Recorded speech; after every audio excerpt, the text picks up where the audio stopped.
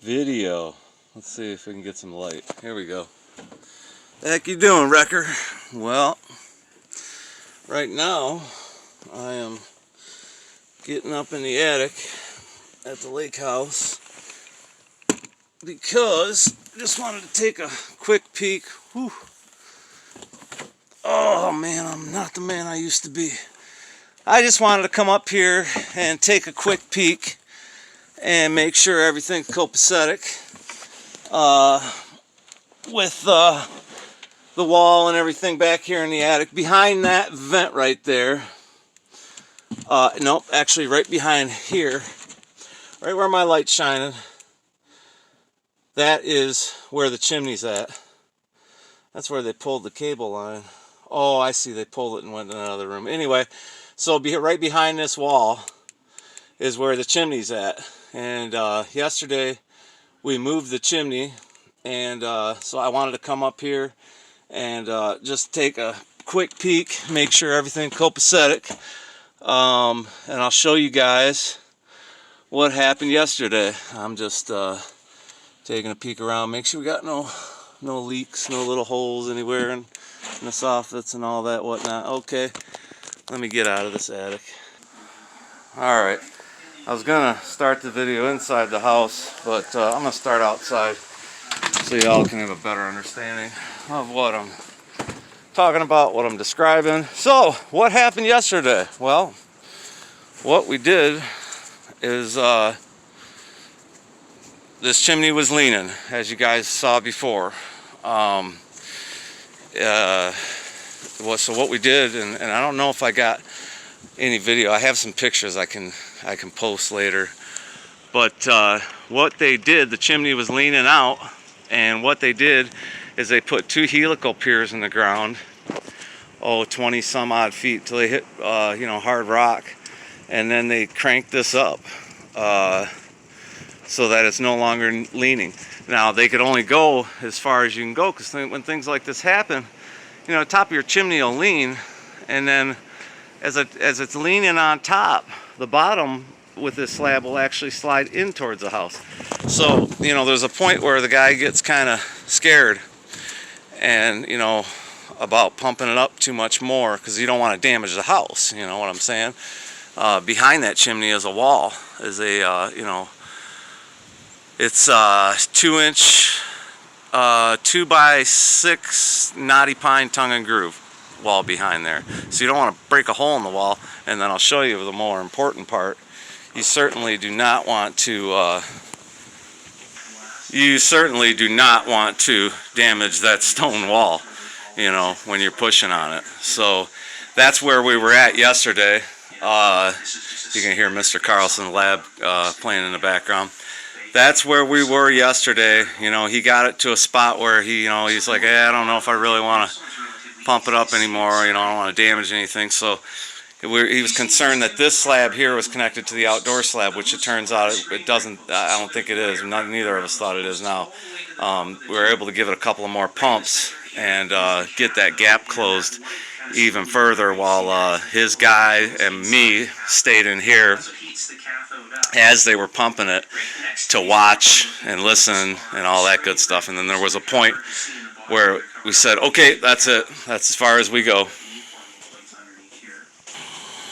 So, as I had said in the last video, what I had done, and I want to take a jump up on the roof real quick, because I just want to take one more last peek at this chimney flashing. Because what I had done is I basically disconnected the chimney from the house, took the flashing out and the roofing so that they had the best opportunity to level this thing out. The idea really wasn't even to level out as much as it was to stabilize it, but we were able to do both, so it worked out good.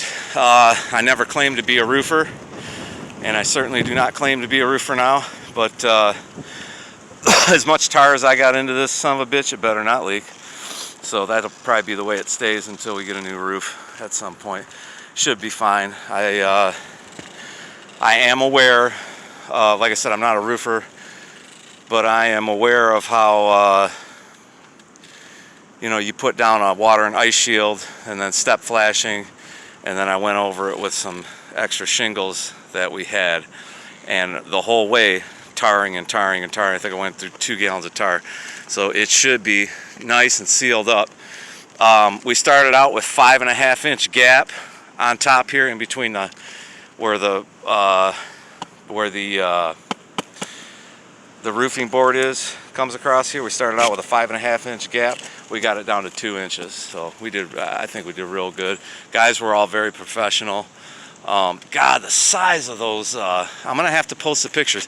Everything happened once they got the digging done, and they put those helical piers in, and they got them set up. Once that happened, it happened so fast I wasn't even able to get video footage. I think I got like 30 seconds before the chimney was cranked up already, you know. So, and like I said, he stopped. You know, once he stabilized it, he stopped, and we talked about it, and we were able to.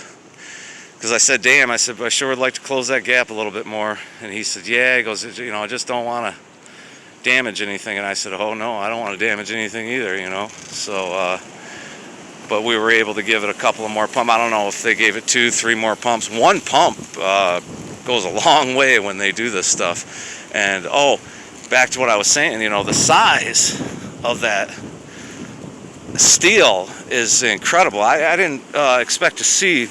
And it's some kind of, it's galvanized, but it's some kind of, watch the power lines record.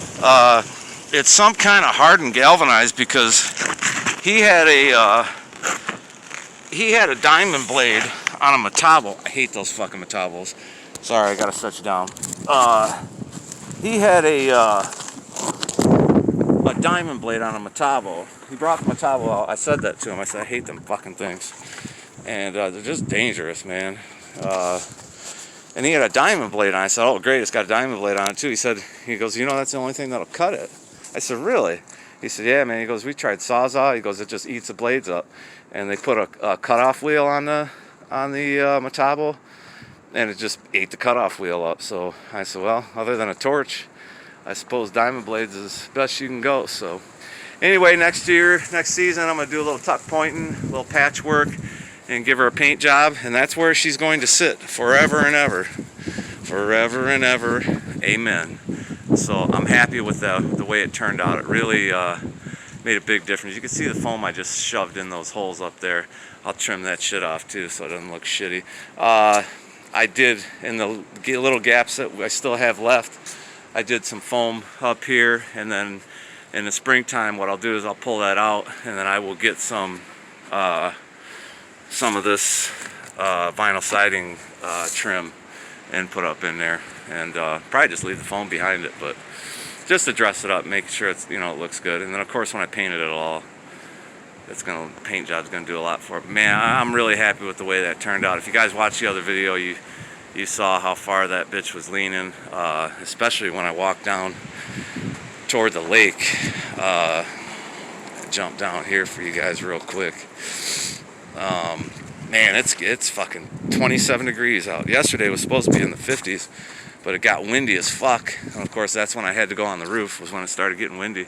So from this angle, you could really see how it was leaning, and it's not leaning like it was. I don't even see a lean on it right now. I don't have a big enough level to put on it to see, but I will.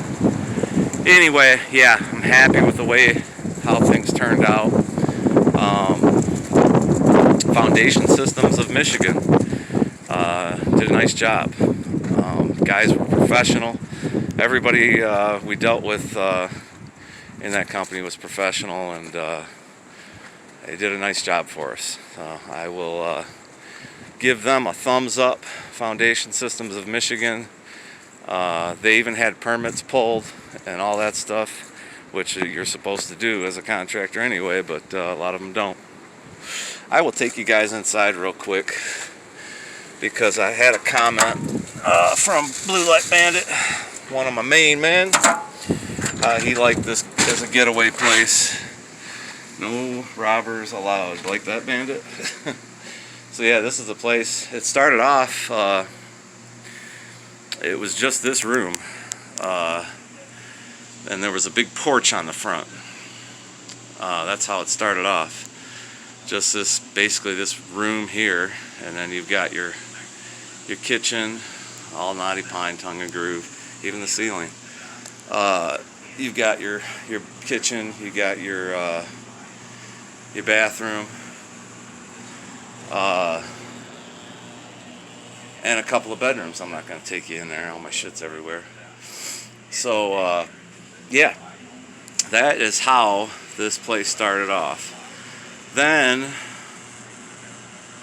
around 1991, maybe 1992, decided to put this addition on, which is nice. Gives a lot more space.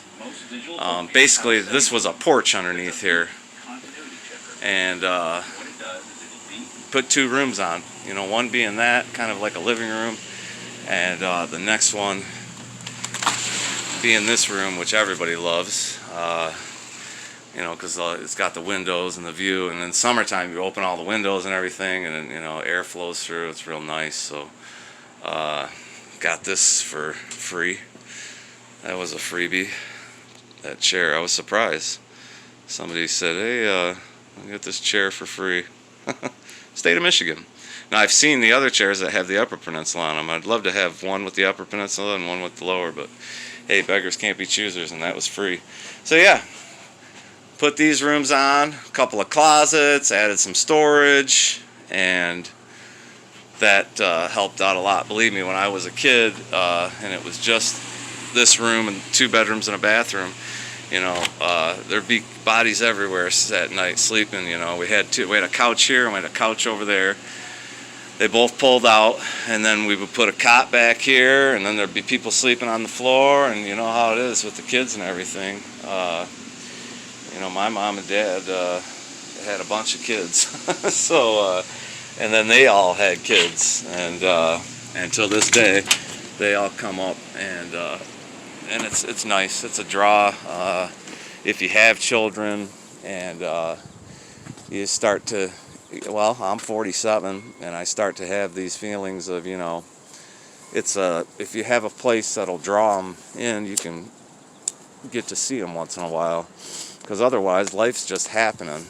Life is just cruising by, and you know, you don't get to see them ever. It seems like they're always busy, and so are you. So anyway, this is a front yard. Another shot of the place. Again, you know, those are D-shaped logs, the knotty pine you saw inside. So the outside of this cabin used to be all vertical D-shaped logs. They put siding over it, and then of course the addition's just you know, stick frame. So yeah, the front yard. I just put that fire pit in a few years ago. I'll take you for a little tour. It is a cool place to get away, Bandit. Even, you know, sometimes you just need a weekend or a long weekend where you can just get the hell away. So, the neighbor's coming home. So anyway, we got a nice in the back here. You guys saw that part. I got pontoon park right now for storage purposes.